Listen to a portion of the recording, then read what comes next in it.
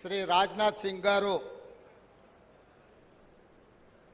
Very low frequency navy స్టేషన్ని ప్రారంభించడానికి మొట్టమొదటిసారి మన ప్రాంతానికి వచ్చిండ్రు.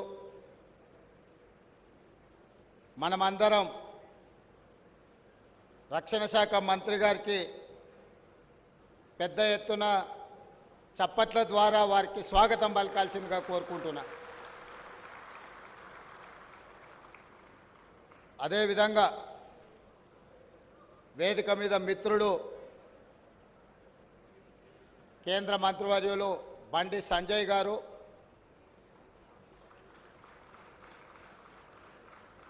మిత్రుడు శాసనసభ స్పీకర్ వికారాబాద్ శాసనసభ్యులు శ్రీ గడ్డం ప్రసాద్ కుమార్ గారు,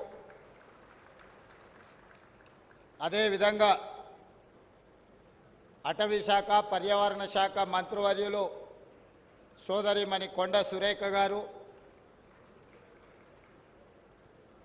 ప్రభుత్వ చీఫ్ విప్ పట్నం మహేందర్ రెడ్డి గారు, స్థానిక పార్లమెంట్ సభ్యులు కొండా విశ్వేశ్వరరెడ్డి గారు,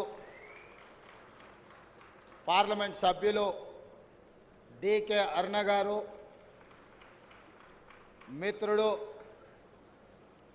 ఈ విఎల్ఎఫ్ పూర్తి చేయాలని పట్టుదలతో దాదాపుగా గత 15 సంవత్సరాల నుంచి నిరంతరం ప్రయత్నం చేస్తున్న రామ్మోహన్ రెడ్డి గారు,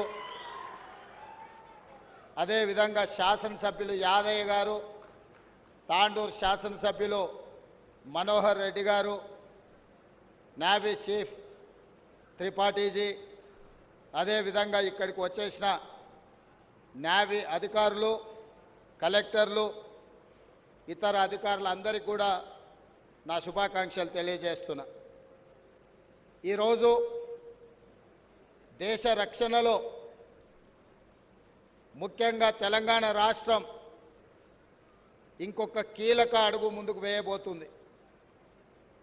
హైదరాబాద్ మొదటి నుంచి దేశ రక్షణ శాఖకు సంబంధించి డిఫెన్స్ కావచ్చు, ఆర్డినెన్స్ కావచ్చు, న్యూక్లియర్ ఫ్యూయల్ కాంప్లెక్స్ కావచ్చు, రకరకాల దేశ రక్షణకు సంబంధించిన మిసైల్స్ తయారు చేసే అన్ని వ్యవస్థలు హైదరాబాదు నగరంలో స్ట్రాటజిక్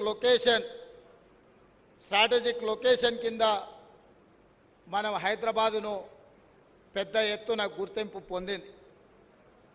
ముఖ్యంగా మన నగరానికి, మన రాష్ట్రానికి 3 వైపుల సముద్రం ఉన్నది. బంగాళాఖాతం, అదేవిధంగా అరేబియా మహాసముద్రం, హిందూ మహాసముద్రం, ఇవన్నీ కూడా 3 వైపుల దేశానికి సముద్రం మన ప్రాంతానికి ఉంటే సముద్రంలో ప్రయాణించే షిప్లను కానీ మిగతా వ్యవస్థల్ని మానిటరింగ్ చేయడానికి ఈరోజు అత్యంత స్ట్రాటజిక్ లొకేషన్ వికారాబాదులో ఈ విఎల్ఎఫ్ను మనం ప్రారంభించుకోవడం జరిగింది.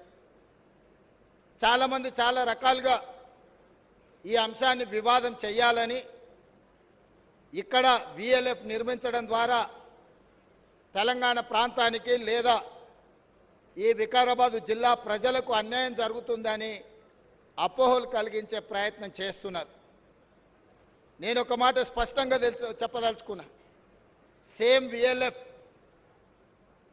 తమిళనాడులో 1990లో ప్రారంభించారు. 34 సంవత్సరాలైన ఎలాంటి చిన్న నష్టం కానీ, ప్రకృతికి కష్టం కానీ, ప్రాంత ప్రజలకు ఎలాంటి ఇబ్బంది కానీ తమిళనాడులో జరగలేదు. ఇవాళ దేశంలో 2వ విఎల్ఎఫ్ వికారాబాద్ ప్రాంతంలో, మన ప్రాంతంలో రావడం, ఈ ప్రాంతానికి గడ్డం ప్రసాద్ కుమార్ గారు స్పీకర్ గారు ప్రాతినిధ్యం వహించడం, ఈ జిల్లాకు ముఖ్యమంత్రిగా నేను ప్రాతినిధ్యం వహించడం, మన హయాంలో ఇంత మంచి కార్యక్రమాన్ని తీసుకొని ఈ ప్రారంభోత్సవ కార్యక్రమానికి రాజ్నాథ్ సింగ్ గారే స్వయంగా రావడము, ఈ ప్రాజెక్టు యొక్క ప్రాధాన్యత తెలంగాణ సమాజం గుర్తించాలి. వివాదాలకు తెరలేపుతున్న వాళ్ళు దేశ భద్రత గురించి, దేశ రక్షణ గురించి ఆలోచన చేయాలి. దేశం ఉంటేనే మనం ఉంటాం, మనం ఉంటేనే మన ప్రాంతం అభివృద్ధి జరుగుతుంది. దేశ రక్షణ కోసం ఏర్పాటు చేస్తున్న ప్రాజెక్టులను కూడా రాజకీయ